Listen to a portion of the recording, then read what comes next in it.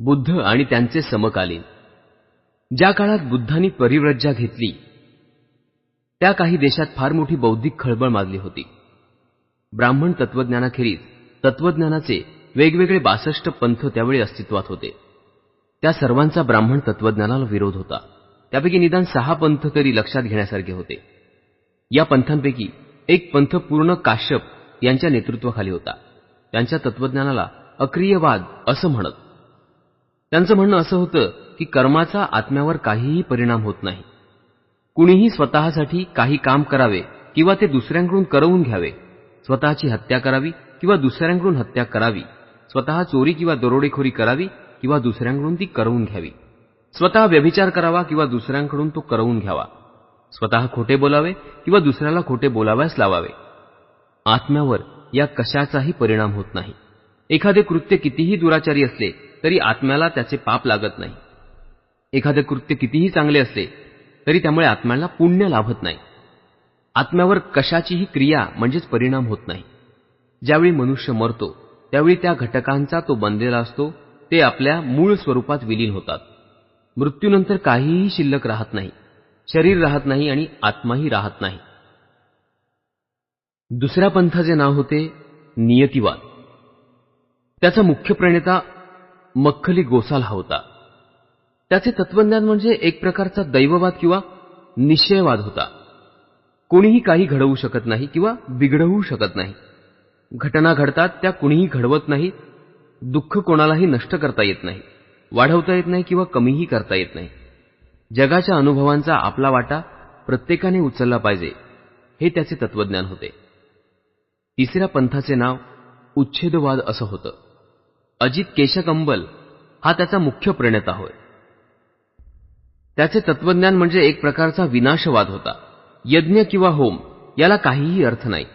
आत्म्याला स्वतःच्या कृत्यासाठी भोगावी लागणारी किंवा उपभोगायला मिळणारी सुख दुःख, फळे किंवा परिणाम असला काहीही प्रकार नाही. स्वर्ग नाही की नरक नाही. जगातील दुःखांच्या काही मूलतत्वांपासून मनुष्य बनला आहे. आत्मा ते टाळू शकत नाही. जगातल्या कोणत्याही दुःखातून आत्म्याची सुटका होऊ शकत नाही. या दुःखांचा अंत आपोआप होणार आहे. महाकल्पातील जन्ममरणांच्या 84 लक्ष योनीच्या फेऱ्यातून आत्म्याने गेलेच पाहिजे. त्यानंतर आत्म्याच्या दुःखाचा अंत होईल. त्यापूर्वी तो होणार नाही किंवा दुसऱ्या कोणत्याही उपायाने तो होणार नाही. चौथ्या पंथाचे नाव अन्योन्यवाद असं होतं. या पंथाचा मुख्य प्रणेता कच्चायन हा होता. त्याचं म्हणणं असं होतं की जीव हा पृथ्वी, आप, तेज, वायू, सुख, दुःख आणि आत्मा या 7 महाभूतांनी बनलेला असतो. यापैकी कोणीही दुसऱ्यांवर अवलंबून नसतो. त्यांचा एकमेकांवर परिणाम होत नाही. ती स्वयंभू आणि शाश्वत आहेत. त्यांचा कशानेही नाश होऊ शकत नाही. जर एखाद्याने माणसाचे डोके उडवले तर तो त्याला ठार करत नाही. शस्त्र 7 महाभूतात प्रवेश करतं एवढाच त्याचा अर्थ समजायचा. संजय बेलपुत्ताचा स्वतःचा एक पंथ होता. त्याचं नाव वेपेक्षवाद. हा एक प्रकारचा संशयवाद होता. संजय बेलपुत्त म्हणतो, जर एखाद्याने मला स्वर्ग आहे की नाही असं विचारलं आणि तो आहे असं मला वाटलं तर मी होय म्हणेन, पण तो नाही असं मला वाटलं तर मी नाही म्हणेन. मानव प्राणी निर्माण केले गेले काय? माणसाला त्याच्या बऱ्या वाईट कृत्यांची फळे भोगावी लागतात काय? आणि मृत्यूनंतर आत्मा अस्तित्वात आहे काय? असं जर मला कोणी विचारलं तर मी या सर्वांना नकारात्मक उत्तर देईन, कारण त्यांचे अस्तित्व आहे असं मला वाटत नाही. याप्रमाणे संजय बेलापुत्ताने आपल्या तत्वज्ञानाचे सार सांगितले. 6व्या पंथाचे नाव चातुर्यामसंवरवाद. या पंथांचा प्रमुख महावीर हा गौतम नव्या प्रकाशाच्या शोधात असताना जिवंत होता. त्याला निगंट नातपुत्त म्हणत.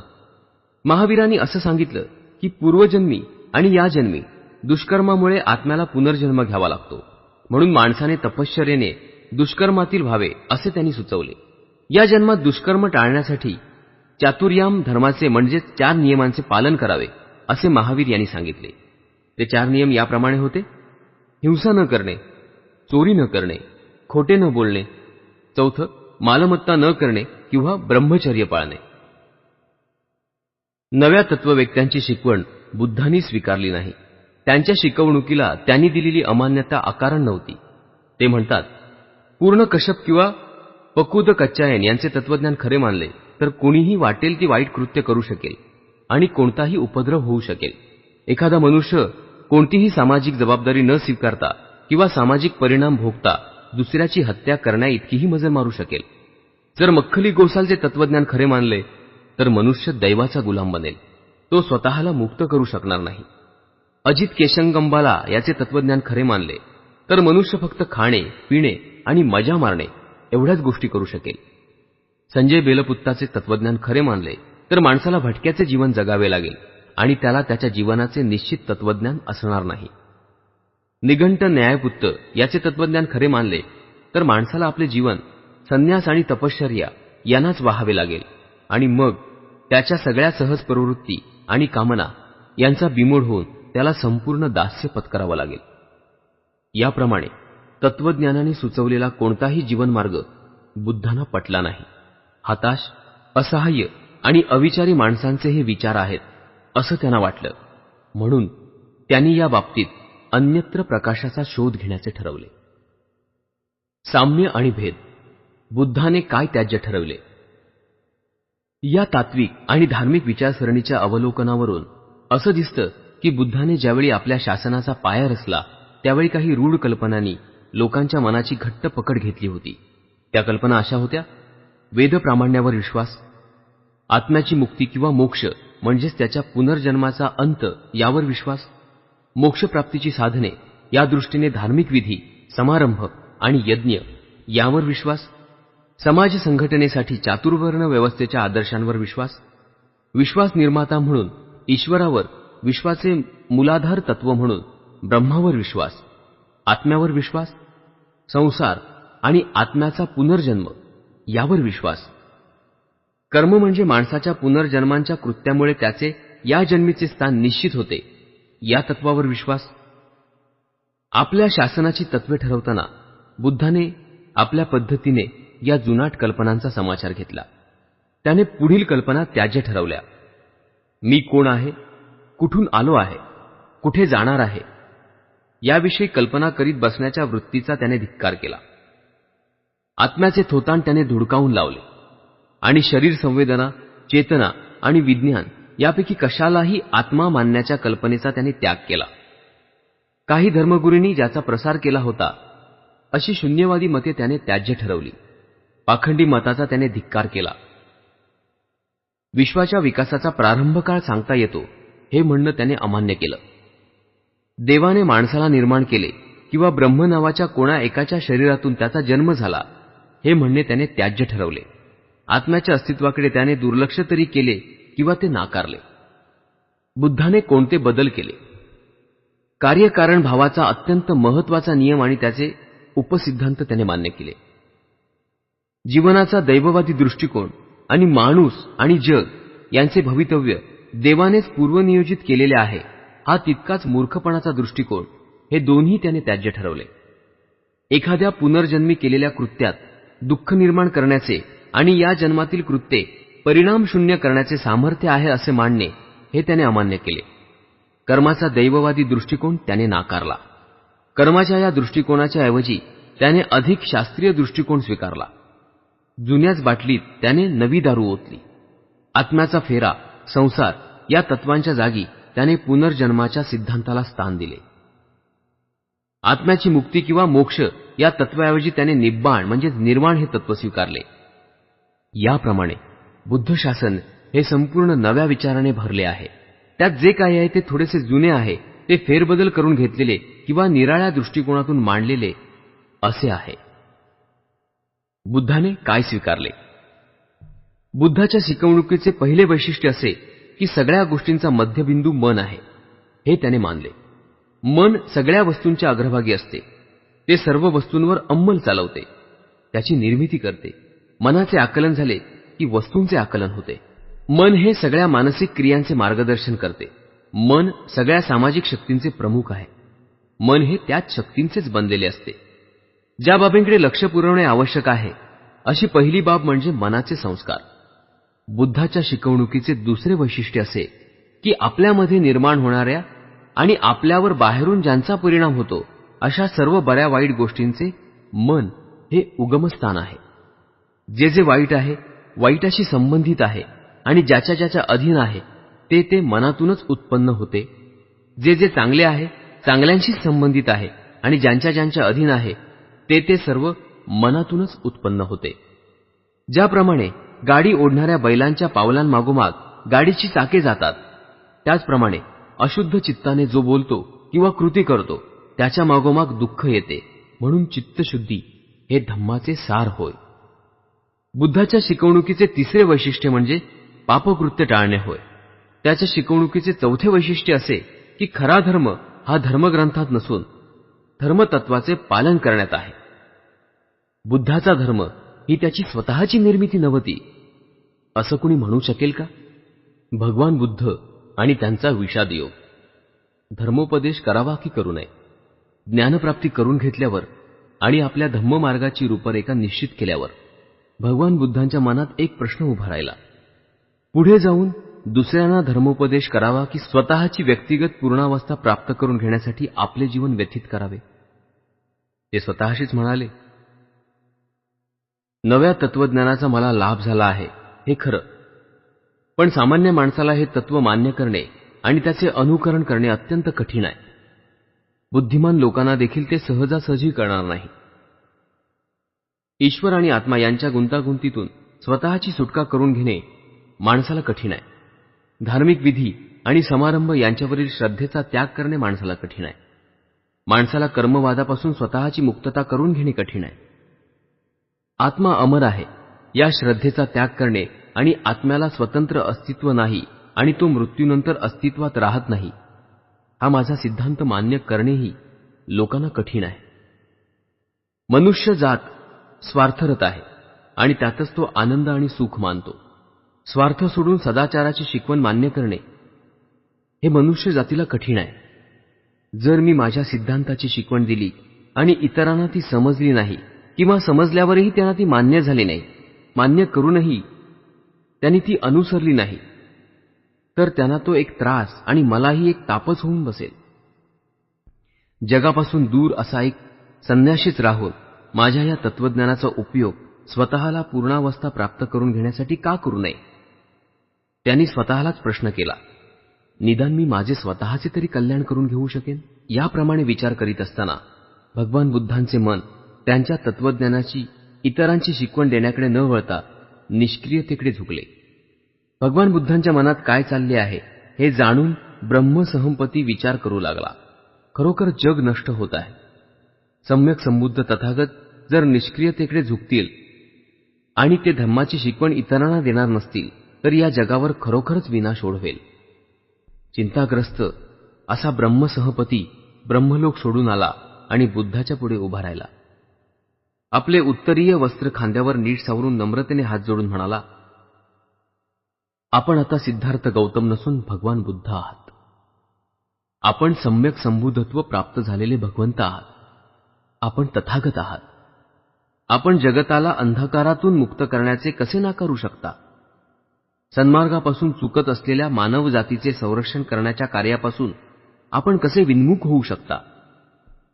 आपण सद्धम्म ऐकवयास न मिळाल्यामुळे या जगात वावरणाऱ्या अशुद्ध मनाच्या माणसाचे अधपतन होत आहे. ब्रह्मसंहपती पुढे म्हणाला, भगवंत जाणतच आहेत की प्राचीन काळापासून मगधवासियात अनेक दोषांनी भरलेला एक अशुद्ध धर्म प्रचलित आहे. आपल्या अविनाशी धम्माचे द्वार त्यांच्यासाठी भगवंत खुले करणार नाहीत का? पर्वत शिखरावर उभा राहणारा मनुष्य ज्याप्रमाणे आपल्या सभोवताली खाली उभे राहून सगळ्या लोकांकडे पाहतो, त्याचप्रमाणे प्रज्ञेच्या शिखरावर चढून त्या सर्वोच्च स्थानावर उभे राहून पाहणाऱ्यांना हे दुःखमुक्त भगवन दुःख सागरात बुडालेल्या या लोकांकडे पहा. जन्मऋणातून मुक्त झालेले हे विजयवीरा, उठ, जगाकडे जा, त्यांच्याकडे पाठ फिरवू नको. भगवंत, देव आणि मानव यांच्यावरील करुणा बुद्धीने आपल्या सद्धम्माची शिकवण देण्याचा निश्चय करोत. भगवान बुद्धांनी उत्तर दिले, थोर मानवश्रेष्ठ ब्रह्मा, मी माझ्या धम्माचा सार्वजनिक उपदेश करणार नाही. याचे कारण मला तसे करणे तापदायक होईल असं मला वाटतं. जगामध्ये अतिशय दुःख आहे हे जाणून भगवान बुद्धांना पटलं की हात जोडून संन्यासी म्हणून स्वस्थ बसणे आणि जगात जसे घडते आहे तसेच घडू देणे हे योग्य नाही. संन्यासी निरुपयोगी असल्याचे त्यांना दिसून आले. जगापासून दूर पळून जाण्याचा प्रयत्न करणे हा व्यर्थ आहे. संन्याशाला देखील जगापासून सुटका नाही. जगापासून दूर पळून जाण्यापेक्षा जग बदलून त्याच्यात सुधारणा करणे आवश्यक आहे, हे त्यांनी जाणले. भगवान बुद्धांना पटले की त्यांनी संसाराचा त्याग यासाठीच केला की जगात इतका संघर्ष आहे आणि त्यापासून जगात दुःख आणि दैन्य निर्माण झाले आहे आणि त्यावर त्यांना कोणताच उपाय माहीत नव्हता. जर आपल्या धम्मप्रचाराने जगातले दुःख आणि दैन्य दूर करता आले तर केवळ निष्क्रियतेचा पुतळा बनून स्वस्थ न बसता जगात पुनर्पित जाऊन त्याची सेवा करणे हे आपले कर्तव्य आहे, हे त्यांनी ओळखले. म्हणून भगवान गौतम बुद्धांनी ब्रह्मसहपतीची विनंती मान्य केली आणि आपल्या सिद्धांताची शिकवण जगाला देण्याचा निश्चय केला. ब्रह्मसहपती सुवार्ता जाहीर करतो. भगवान बुद्धांनी आपला उपदेश जनतेला देण्यासाठी त्यांना प्रवृत्त करण्यात आपण यश मिळवले हा विचार मनात येऊन ब्रह्मसहपती अतिशय आनंदित झाला. त्याने भगवान बुद्धांना वंदन केले, त्यांना प्रदक्षिणा घातली आणि त्यांच्याकडे एकदा वळून पाहून तो निघून गेला. परत जाताना तो जगाला घोषित करत होता की शुभवार्ता घेऊन आनंद व्यक्त करा. जगातील सगळ्या दुःखांचे आणि पापाचे मूळ भगवंत बुद्धांनी शोधून काढले आहे. त्यातून बाहेर पडण्याचा मार्गही त्यांना सापडला आहे. दुःखी आणि कष्टी जीवांना भगवान बुद्ध स्वास्थ्य देतील. युद्धपीडितांना ते शांती देतील. ज्यांचे हृदय विदीर्ण झाले आहे, ज्यांचा धीर खचला आहे, त्यांना ते धीर देतील. जे पददलित आहेत, जे जुलुमाखाली चिरडले गेले आहेत, त्यांच्यात ते आशा आणि विश्वास निर्माण करतील. जगतातील दुःखीग्रस्तांनो, जीवन जगण्यासाठी झगडणाऱ्यानो, न्यायासाठी तळमळणाऱ्या जीवानो, या शुभवार्तेने आनंदित व्हा. जखमी झालेल्यानो, आपल्या जखमा बऱ्या झाल्या आहेत असं समजा. भुकेलेल्यानो, आता पोटभर खा. थकलेल्यानो, आता विश्रांती मिळालीच असे समजा. तृषार्तानो, आपली तहान भागून घ्या. अंधारात चाचपडणाऱ्यानो, आता प्रकाश प्राप्त करून घ्या. निरुत्साही जन हो, आता हर्षभरीत व्हा. भगवान बुद्धांच्या सिद्धांताची उत्कट प्रेरणा आहे की जे परित्यक्त अथवा अनाथ आहेत त्यांना आपले करण्याची उत्कट इच्छा निर्माण होते. जे अधपतित आहेत त्यांना आपला उद्धार करून घेण्यासाठी प्रेरणा मिळते आणि जे पददलित आहेत त्यांना प्रगतीपथावर नेणारा समतेचा प्रकाश झोत मिळतो. भगवान बुद्धांचा धम्म हा सदाचाराची शिकवण देणारा धम्म आहे आणि पृथ्वीवर सदाचाराचे राज्य प्रस्थापित करणे हे त्यांचे उद्दिष्ट आहे. त्यांचा धर्म म्हणजे सत्य, संपूर्ण सत्य, सत्याशिवाय दुसरे काहीही नसून केवळ आणि केवळ सत्यच आहे. धन्य आहेत ते भगवान बुद्ध की ज्यांचा मार्ग बुद्धिवादी मार्ग आहे आणि तो धार्मिक भोळसटपणातून मुक्त करण्याचा मार्ग आहे. धन्य आहेत ते भगवान बुद्ध की जे मध्यम मार्गाचा उपदेश करतात. धन्य आहेत ते भगवान बुद्ध की जे सद्धम्माची शिकवणूक देतात. धन्य आहेत ते भगवान बुद्ध की जे शांती देणाऱ्या निब्बाणाची शिकवण देतात. धन्य आहेत ते भगवान बुद्ध जे मैत्री, करुणा, जे भातृभावाची शिकवण देतात, जी माणसाला आपल्या बांधवांची बंधमुक्तता करण्यास सहाय्यभूत होतो. भगवान बुद्धांच्या धम्मदीक्षेच्या योजनेत धम्मदीक्षेचे दोन अर्थ आहेत. ज्यांना संघ म्हटले जाते त्यांना भिक्खू वर्गाचे सभासद होणे हा धम्मदीक्षेचा एक अर्थ. भगवान बुद्धांच्या धम्माचा सामान्य अनुयायी आणि उपासक म्हणून गृहस्थाने धम्मदीक्षा घेणे हा दुसरा अर्थ होय. भिक्खू आणि उपासक यांच्या जीवनमार्गात चार बाबी वगळल्यास कोणताही फरक नाही. उपासक हा गृहस्थच असतो तर भिक्खू हा गृहहीन आणि परिव्राजक बनतो. उपासक आणि भिक्खू या दोघांनाही आपल्या आयुष्यात काही नियमांचे पालन करावे लागते. भिक्खूच्या बाबतीत या नियमांचे उल्लंघन दंडनीय ठरते. उपासकाच्या बाबतीत हे नियम म्हणजे आज्ञा होत. त्याने आपल्या सामर्थ्यानुसार त्या शिलांचे जास्तीत जास्त पालन करावयाचे असते. उपासकाला संपत्ती बाळगता येते, भिक्खूला ती बाळगता येत नाही. उपासक होण्यासाठी कोणताच संस्कार विधी करावा लागत नाही. भिक्खू होण्यासाठी उपसंपदा नावाचा संस्कार विधी करावा लागतो. भगवान बुद्धांनी त्यांच्याकडे दीक्षेसाठी आलेल्यांना भिक्खू किंवा उपासक बनवले. आपण भिक्खू व्हावे असे वाटल्यावर कोणत्याही उपासकाला भिक्खू होता येत असे. जर भिक्खूने आपल्या मुख्य व्रतांचा भंग केला किंवा भिक्खू संघाचे सभासदत्व सोडून जाण्याची इच्छा केली तर तो भिक्खू राहत नसे. ज्यांची नावे पुढील पृष्ठात आली आहेत त्यांनाच भगवान बुद्धांनी दीक्षा दिली आहे असे समजू नये. जी निवडक उदाहरणं आहेत ती आपल्या धर्माची शिकवण देण्याच्या किंवा आपल्या भिक्खू संघात प्रवेश देण्याच्या बाबतीत बुद्धांनी कोणत्याही प्रकारे स्त्री पुरुष भेद किंवा जातीभेद मानला नाही हे दाखवण्यासाठीच निवडली गेली आहे.